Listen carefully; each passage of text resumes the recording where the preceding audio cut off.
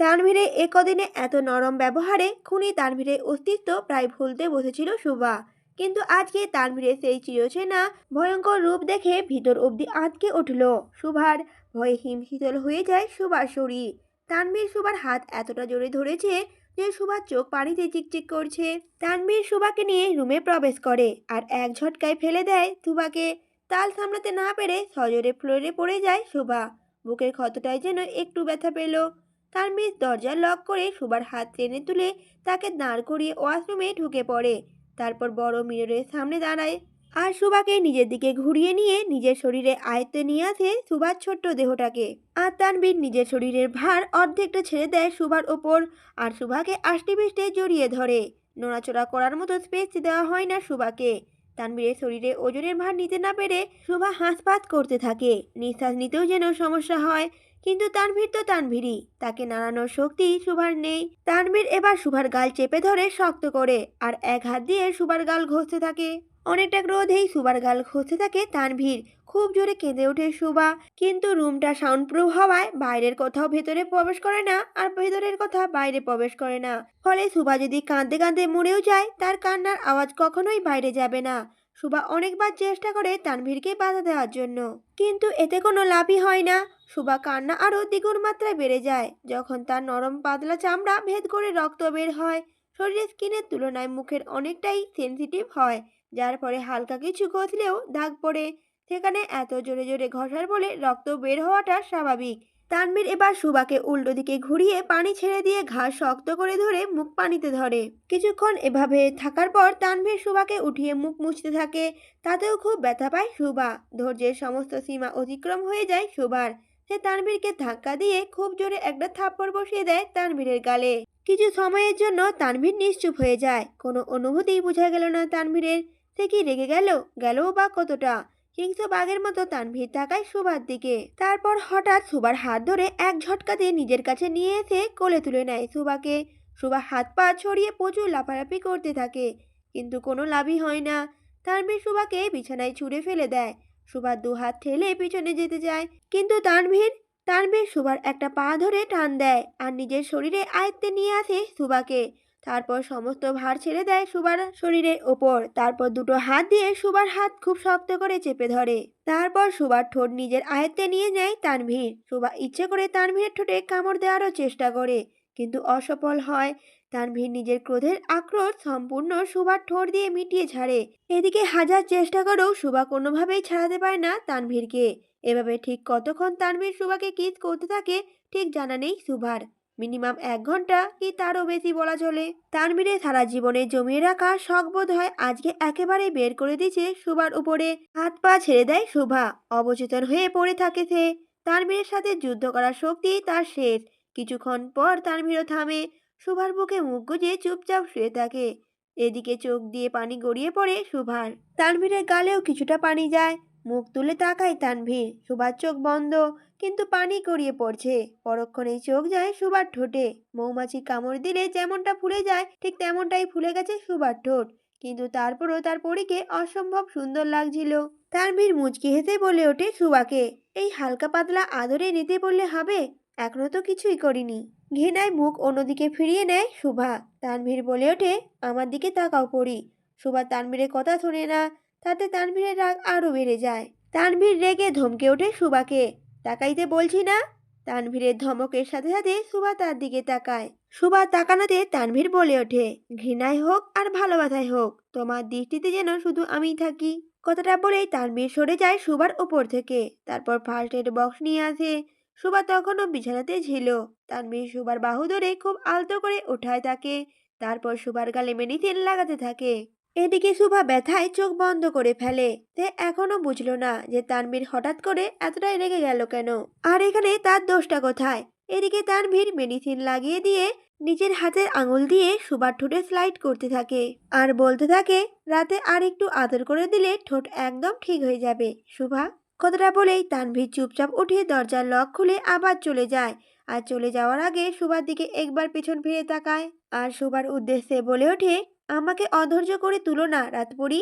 8 দিন তো দূরে থাক, 8 সেকেন্ডও সময় পাবে না। কথাটা বলেই তানভীর বের হয়ে চলে যায় আর সুভা খুব জোরে ফুপিয়ে ফুপিয়ে কাঁদতে থাকে। এমন নোংরা মানুষের সাথে কি থাকা যায়? তানভীর যদি শুভাকে সাধারণ ছেলেদের মতো নিজের বউ করে নিত তাহলে হয়তো শুভা বিনা বাক্যে তানভীরকে মেনে নিত, কিন্তু জোর করে ও না করার ভান ধরে শুভার ইচ্ছের বিরুদ্ধে এত কিছু করানোর পর তানভীরের প্রতি এক চিমটি পরিমাণে ভালোবাসা আসে না শুভার মনে। এদিকে তানভীর নিচে নেমে এসে সাকিব আর মানিককে আদেশ করে শুভার ফ্রেন্ডদের বাড়ি দিয়ে আসতে। একথাটা বলেই তানভীরও চলে যায় পার্টি অফিসে। সাকিব আর মানিক নিজেদের বাইক নিয়ে দাঁড়িয়ে থাকে কলি কাকলিকে বসিয়ে রোমান্টিক হিরোদের মতো বাড়ি দিয়ে আসতে। সাকিব মানিককে বলে ওঠে, এই মানিক, কলি যখনই আইবে তুই আমার নামে তারিফ করবি, তুই কইবি আমার নামে যে আমি এত সুন্দর কেন, আমার পেছনে অনেক মেয়ে পড়ে আছে। তখন মানিক বলে ওঠে, আর তুই আমার নামে তারিফ করবি কিন্তু কইবি আমার মতো নিষ্পাপ পোলা আরসিনগরে আর নেই, এত পরিষ্কার কেন আমার মন।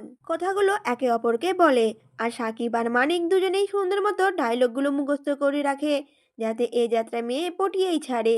কিন্তু বাকি তিনজনও সেই লুকিয়ে লুকিয়ে তাদের এসব কাণ্ড কারখানা দেখছিল, তা গোনাক্ষরও টের পায়নি তারা।